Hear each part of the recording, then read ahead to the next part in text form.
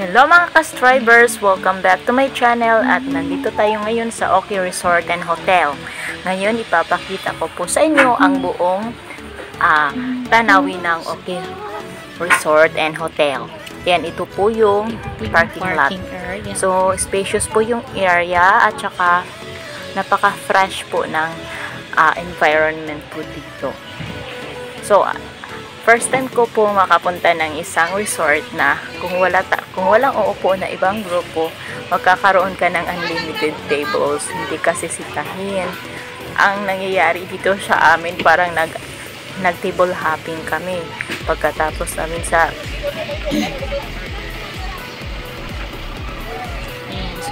mga limang set ng tables ang ginamit namin. Yan talaga, unlimited tables talaga. Ayan, sa may ibang umuupo.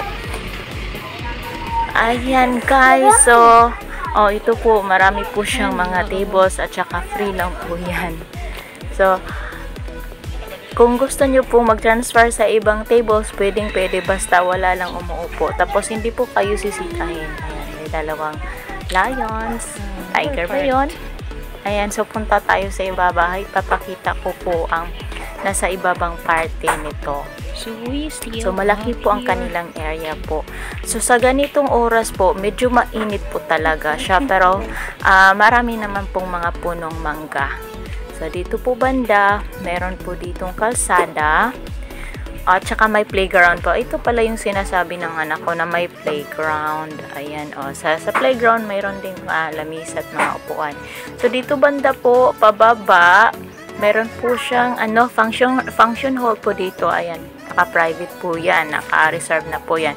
So, dito sa baba, yung patungo sa ibaba, kung gusto mong mag-swimming at gusto mong mag-fishing, ayan, dyan po. Dito din banda yung billiards nila. Ayan, pinapasilip ko po yung lugar. So, medyo hindi against the light po siya. Ayan po, nakapa-fresh po nito. At saka, makikita mo po yung two islands of mud. Yan yung swimming pool. Yung maganda po dito sa swimming pool nila, kasi may pambata. At saka, so yung mga sa mga adults po, hindi po siya ganun kalalim din. Pero kailangan mo talaga na i-supervise yung mga bata kasi pupunta din sila doon sa malalalim. So, ayan, sa upper part po ako nito ng hotel.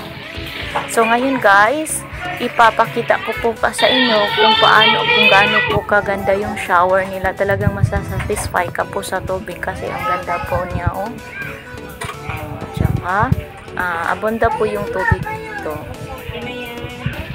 Tapos yung gamit nila na tubig po ay may sarili po silang water pump, of course. Dito banda ipapakita ko po yung water pump nila. Ayan po. Ayan po, may sariling water pump. At sa oras na ito po ay ayan yung shower nila. Pinapalabas po nila yung shower nila mga bandang hapon na po. So, yung ipapaalam ko lang po sa inyo, mga 8 hanggang 11 po, medyo mainit po dito na part. Pero pagka abot po ng mga alas 12 hanggang hapon, ay meron na po siyang, hindi na po siya ganun kainit. Ayan, so, yung pinsan ko po, pumunta po sa dagat, nag-fishing po siya. So, meron po siya nakuha na dagat. May option po tayo, pwede po tayo pumunta sa dagat para maligo at pwede din sa pool.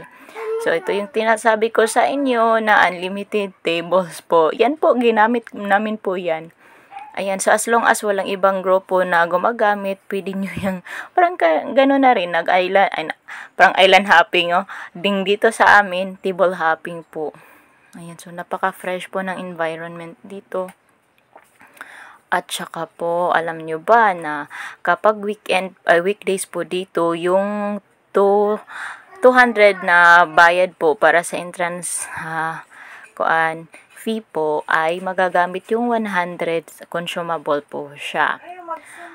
Ayan, so kaso lang pumunta kami dito ng weekend, so hindi po siya consumable. So 200 talaga yung namin dito entrance, pero nagka-discount po kami dito. Ayan, so dito na, punta na ako sa bandang taas. Ayan, so medyo po rampa po ko dito kasi gusto ko po ipakita sa inyo ng upper part po ng building po. Ayan, so pagpasensyahan nyo po ha, kasi hindi po ganun ka-sexy yung model at hindi po din ako marunong din sa modeling. Ayan, so ito po yung upper part po.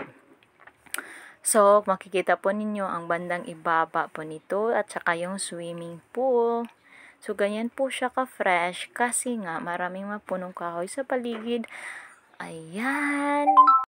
Ayan guys, dito po natin makikita ang kanilang area po. Ayan po sa baba na pwede po kayong mangisda dyan or maligo sa kanila po yan. So, ayan po. So, medyo malamig po dito kapag gabi kasi maraming puno. Super fresh po. So, meron po silang billiards po. Bilyaran po dito. Bilyaran. Ayan, guys. Super wow po. Akala mo kung saan ka, no? Pero nandito ka lang pala sa Mati. Ito po yung kabuoang view ng hotel. 3 stories po ito. Ayan. So, for more information po, you can contact their Facebook page po. Or po. Ayan guys. Sa panahong ito, alam niyo ba, napakainit po dito kasi nga medyo yung sun po nakatirik. Ito sa bandang baba. Tsaka yung ano nila, yung fencing nila, glass po siya. Social na social. So, dito po banda makikita niyo yung 2 islands of Mati, yung Waniban Island at saka Puhad Island. Thank you for watching po. Don't forget to subscribe my channel. Thank you!